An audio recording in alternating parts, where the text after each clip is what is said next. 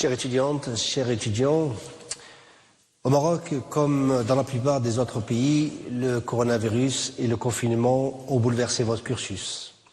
Naturellement, vous avez de nombreuses interrogations.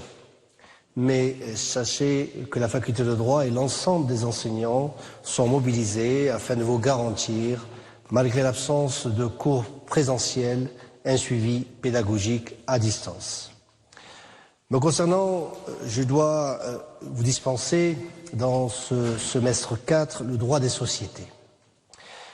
L'un des phénomènes les plus marquants de la vie des sociétés au cours de ces dernières années est incontestablement l'importance prise par la dimension juridique. Au Maroc, la création d'entreprises, et notamment les petites et moyennes entreprises, a connu un développement considérable et on les rencontre dans tous les secteurs de la vie économique. Dans le cadre de son développement, l'homme d'affaires affronte l'environnement juridique à chacune des étapes de l'évolution de la société. Il doit choisir une forme juridique lors de la création, organiser les échanges entre la société et son environnement, prendre des risques qui s'attachent à toute activité commerciale, industrielle ou de service. La société est une institution familière du commerce et de la plupart des secteurs d'activité où l'homme est amené à entreprendre. Elle correspond à la nécessité d'organiser le regroupement des moyens humains, intellectuels, techniques et financiers indispensables à la réalisation et à la pérennité des entreprises. La société s'analyse comme une technique d'organisation et une structure juridique. De cette réalité socio-économique, le droit a un aspect organisationnel extrêmement important et la société donne au droit une dimension d'une science d'organisation de l'entreprise. En droit marocain, l'entreprise individuelle et la société sont les deux modes possibles d'organisation de l'entreprise commerciale. Lorsque l'entreprise est exploitée par une personne physique seule, on parle d'entreprise individuelle. Lorsqu'elle est exploitée par un groupement de personnes qu'on appelle personnes morales, dans ce cas, on est en présence d'une société. Si les sociétés se sont développées à côté des personnes physiques commerçantes, c'est notamment dû aux insuffisances de l'entreprise individuelle au plan économique, social et fiscal. Cependant, l'entreprise individuelle et la société commerciale ont des caractéristiques radicalement différentes. L'entreprise individuelle est donc celle exploitée par un commerçant, personne physique seule, c'est-à-dire sans associé. On dit d'un tel commerçant qu'il exerce le commerce en son nom personnel ou en son nom propre ou en son propre compte. Il est important de comprendre qu'une telle entreprise individuelle n'a pas de personnalité et de patrimoine distincts de ceux de la personne physique qui l'exploite. Dans la théorie traditionnelle, le patrimoine d'une personne physique est lié à sa personnalité, ce qui l'empêche d'avoir plusieurs patrimoines, notamment des patrimoines dits d'affectation. Par exemple, un patrimoine d'affectation commerciale qui serait distinct de son patrimoine civil et séparé de ce dernier. Ici, on comprend tout l'intérêt que pourrait avoir pour un commerçant individuel un patrimoine d'affectation commerciale. En effet, si l'entreprise individuelle avait des difficultés, les créanciers de cette entreprise ne pourraient poursuivre que le patrimoine d'affectation commerciale de ce commerçant, à l'exclusion de son patrimoine personnel, qui serait ainsi juridiquement autonome et protégé. Cette théorie du patrimoine d'affectation n'a jamais été introduite dans le système juridique marocain. C'est la raison pour laquelle l'unité qui existe entre patrimoine du commerçant exerçant le commerce en son nom personnel et le patrimoine de son entreprise individuelle fait de cette dernière un mode d'organisation de l'entreprise pouvant se révéler dangereux sur le plan patrimonial. De plus, si l'entreprise individuelle, qui représente le plus grand nombre d'entreprises au Maroc, est par hypothèse limitée tant sur les compétences techniques que par les possibilités financières de la personne morale. L'aléa majeur de l'entreprise individuelle était lié à la vie même de l'entrepreneur. En revanche, la société commerciale, mode d'organisation de l'entreprise, se distingue de l'entreprise individuelle essentiellement par deux caractéristiques. D'une part, l'entrepreneur n'exerce plus le commerce seul, mais avec des associés. Et depuis la loi 5-96 relative à la société à responsabilité limitée du 13 février 1997, il est possible de créer une société à responsabilité limitée à associé unique qui est une société avec un seul associé. D'autre part, la société est un contrat qui obéit à des règles complexes avec création d'une personne morale nouvelle dont le support juridique est la personnalité morale. Dans le droit marocain, dans le droit positif marocain, la société est un contrat par son origine et une institution par son développement. Trois textes juridiques en témoignent, et nous l'avons dit tout à l'heure.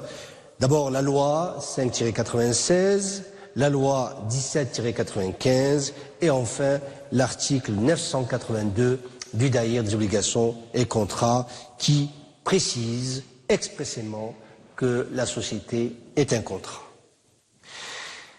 Ces lois ont adapté le droit marocain aux besoins de notre époque, notamment grâce à l'existence de personnalités juridiques distinctes et donc de patrimoine distinct.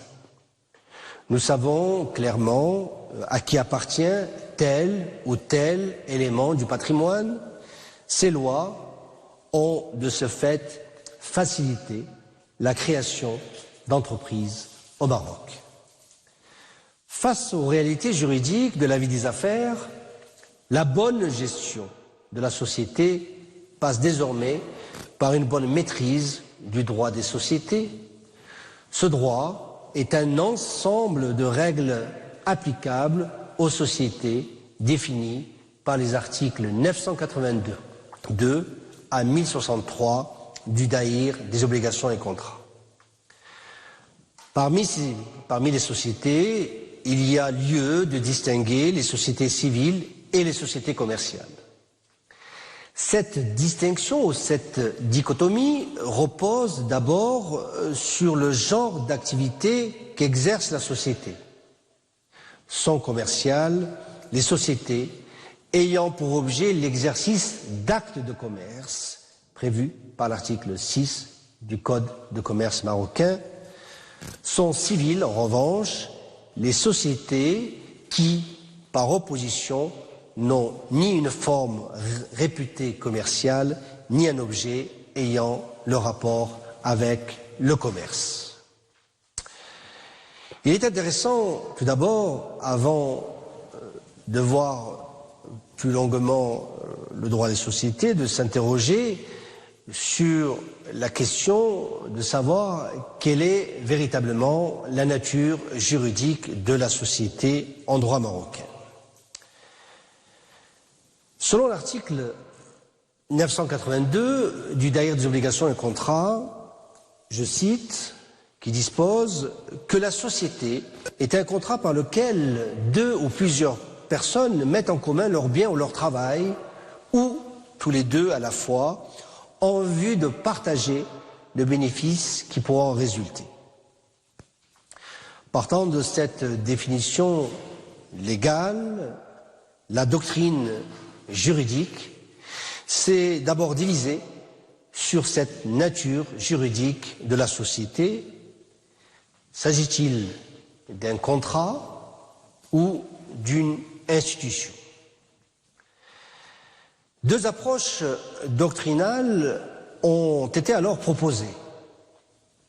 L'approche contractuelle et l'approche institutionnelle de la nature juridique de la société. D'abord, l'approche contractuelle de la société. Cette approche analyse la société comme un contrat. Cette doctrine s'appuie sur les termes de l'article 982 du Diary des obligations et contrats qui, rappelons-le, définit expressément la société comme un contrat. Cette doctrine, cette partie de la doctrine, analyse la société comme une manifestation de volonté. Dans ce cas, bon nombre de règles applicables aux sociétés relèvent du droit commun des contrats, notamment l'article 2 du Diary des obligations et contrats, qui prévoit les conditions, les 4 conditions de formation du contrat, à savoir le consentement, la capacité, l'objet et la cause. De même, cette doctrine ou cette approche contractuelle de la nature juridique de la société justifie le fonctionnement des sociétés par le recours aux contrats spéciaux, notamment le mandat prévu à l'article 979 du Diary des obligations et contrats, et précisément dans le domaine des droits de société, le mandat social lorsque l'on parle de dirigeants. Cette approche contractuelle de la société va néanmoins connaître quelques critiques. En effet, pour certains, cette approche contractuelle ne peut expliquer bon nombre de règles applicables aux sociétés, notamment qu'il s'agisse de leur constitution ou de leur fonctionnement. Pour ces auteurs, la seule volonté des associés ne permet de conférer à cette dernière la personnalité juridique. En effet, pour l'acquérir, il faut une formalité administrative, à savoir l'immatriculation au registre du commerce. Une fois constituée, la personne morale aura des intérêts propres qui seront distincts des intérêts des associés. De plus, ces auteurs soulèvent que les pouvoirs des dirigeants sont fixés par des règles impératives auxquelles la volonté des parties ne peut pas y déroger. Enfin, ces auteurs ou cette partie de la doctrine ajoutent que les statuts ne peuvent être modifiés qu'à la majorité des associés. Ces critiques d'une partie de la doctrine ont démontré que les règles contractuelles sont insuffisantes. Face à cette insuffisance, certains auteurs ont alors proposé une autre analyse de la société, c'est l'approche institutionnelle. Cette approche institutionnelle de la société commerciale s'appuie sur l'acceptation par la majorité des membres d'un groupe de personnes ou d'une organisation sociale de la poursuite d'un intérêt commun. Selon cette doctrine, les droits et les intérêts privés des associés sont subordonnés au but social qu'il s'agit d'atteindre. La considération du but social explique ainsi que les droits des associés peuvent être modifiés par une décision par la majorité des membres au nom de l'intérêt social. Cette approche institutionnelle que les dirigeants ne sont pas des mandataires, mais des organes chargés de mettre en œuvre la volonté commune des associés. Ainsi, les décisions des associés majoritaires peuvent être annulées lorsqu'elles sont contraires justement à l'intérêt social. Face à ces deux approches contractuelles et institutionnelles de la société, d'autres auteurs ont trouvé plus judicieux de faire la synthèse de ces courants de pensée. Ces auteurs analysent la société à la fois comme un contrat et comme une institution. Ici, l'idée est selon laquelle la société aurait une nature mixte, une nature hybride, conciliant l'aspect contractuel et l'aspect institutionnel. Mais cette nature mixte varie d'une catégorie de société à l'autre. Ainsi, dans les sociétés de personnes, par exemple la société en non collectif, la société en commandite simple ou la société en participation, qui se caractérise par l'aspect prédominant du facteur personnel intuitu personae. L'aspect acte juridique est ici prépondérant. À l'inverse, dans les sociétés de capitaux, par exemple la société anonyme, ou encore la société à responsabilité limitée, ou enfin la société en commandite par action, ici l'aspect institutionnel est plus marqué. De plus, cette nature mixte varie à l'intérieur d'une même catégorie, d'un type de société à l'autre.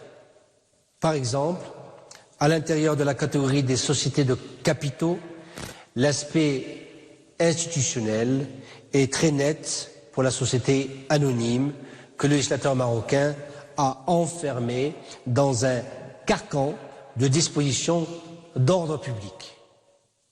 En revanche, dans les autres sociétés, on trouve une large place à la liberté contractuelle. Quelle que soit l'approche doctrinale, nous pouvons soutenir que la société commerciale est une technique d'organisation de l'entreprise, mais également un terrain privilégié de développement de l'ingénierie juridique. Après avoir vu le débat doctrinal sur la nature juridique de la société, entre ces deux approches, voire les trois approches contractuelles ou institutionnelles, ou les deux à la fois, il est intéressant de voir maintenant qu'en est-il de la constitution de la société. Selon l'article 982 du Derrière des obligations et contrats, et nous l'avons dit dans le cadre de l'introduction, je cite, « La société est un contrat par lequel deux ou plusieurs personnes mettent en commun leurs biens ou leur travail, ou tous les deux, à la fois, en vue de partager le bénéfice qui pourra en résulter. »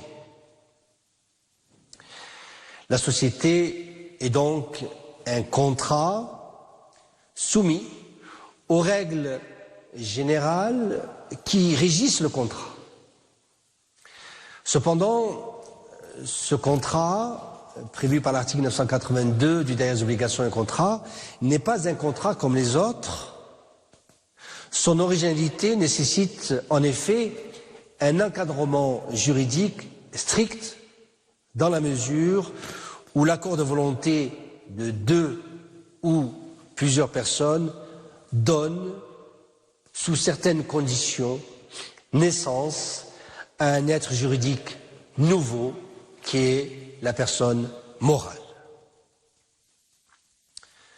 Comme tout contrat, le contrat de société doit respecter des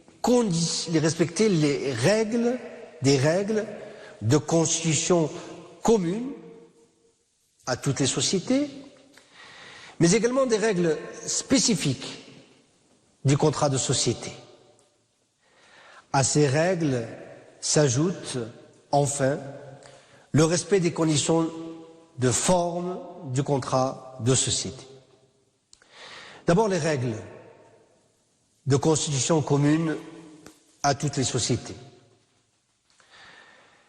La naissance d'une société commerciale, quelle que soit sa forme, suppose, pour être valablement constituée, que les conditions générales de validité des contrats, mais également des conditions spécifiques de formation de contrat soient respectées.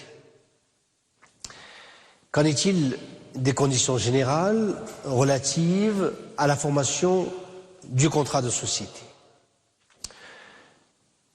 Originairement, la société se présente comme un contrat qui s'accompagne d'un acte écrit, détaillé, appelé dans la pratique les statuts. L'article 2 du Daïr des obligations et contrats subordonne expressément la validité des contrats en général, et donc du contrat de société en particulier, au respect de 4 conditions essentielles, à savoir la capacité de s'obliger, une déclaration valable de volonté portant sur les éléments essentiels de l'obligation, un objet certain pouvant former objet de l'obligation et enfin une cause licite de s'obliger. Nous allons interpréter successivement ces 4 conditions. D'abord, la première condition de l'article 2 du Daïr des obligations et contrats, la capacité de s'obliger. En droit des sociétés, il s'agit de la capacité juridique des associés. Les exigences en la matière varient selon la forme juridique de la société. Dans les sociétés de capitaux et dans une certaine mesure les sociétés à responsabilité limitée, les associés n'acquièrent pas la qualité de commerçant en devenant associés. De ce fait, il n'est pas requis qu'ils détiennent la capacité commerciale prévue par l'article 12 du Code de commerce marocain. Ici, la capacité civile est suffisante, elle est prévue à l'article 3 du Daïr des obligations et contrats. Dès lors, le mineur émancipé peut librement devenir associé. Cette possibilité est même offerte aux mineurs non émancipés ou à l'incapable majeur par l'intermédiaire de leurs représentants légaux. En revanche, dans les sociétés de personnes, les associés en nom collectif et les commandités sont tenus personnellement et solidairement de toutes les dettes sociales. Ils ont la qualité de commerçants. À ce titre, ils doivent satisfaire aux conditions requises pour devenir commerçants, à savoir ne pas être incapable de faire le commerce et ne pas être déchu du droit d'exercer le commerce ni faire l'objet d'une incompatibilité. Deuxième condition prévue par l'article 2 du Daïr des obligations et contrats, une déclaration valable de volonté portant sur les éléments essentiels de l'obligation. Il s'agit ici du consentement. qui a été érigé par l'article 987 du Daïr des obligations et contrats comme une condition de validité du contrat de société. Celui-ci est nul dès lors que les associés n'ont pas valablement consenti à leur engagement. Juridiquement, le consentement des associés doit exister et ne pas être vicié. Vicié par trois éléments. Le vice de consentement peuvent être soit le dol, l'erreur ou la violence. Le consentement de chacun des associés doit donc exister et porter sur un acte qui revêt les éléments caractéristiques du contrat de société. Le consentement ne doit pas avoir été donné par erreur. Celle-ci est caractérisée lorsqu'il est établi, lorsque le contrat est établi, lorsqu'il établit une erreur sur les qualités substantielles de la chose, ou lorsque le contrat aurait été conclu intuitu personae, en cas d'erreur sur la personne d'un des associés. Le dol, quant à lui, ne vise le consentement qu'à la double condition qu'il ait été déterminant et qu'il émane de l'une des parties au contrat. Enfin, la violence, rarement invoquée, pourrait être, dans le domaine du droit des sociétés, une violence économique. Rappelons que le non-respect des règles relatives au consentement entraîne en principe la nullité du contrat de société. Rappelons également que la nullité, c'est la sanction de l'inobservation des conditions de formation du contrat. Cependant, cette nullité, cette sanction, spécifiquement réglementée par le droit des sociétés, est encourue dans des conditions plus restrictives qu'en droit commun. Elle obéit de plus à un régime strict destiné à éviter son prononcé. En outre, la circonstance que le contrat de société soit, dans la majeure partie des cas, un acte collectif qui donne naissance à une personne morale a conduit le législateur à exclure la nullité de la société dans les sociétés à responsabilité limitée et dans les sociétés par action lorsque le consentement de l'un des associés a été vicié.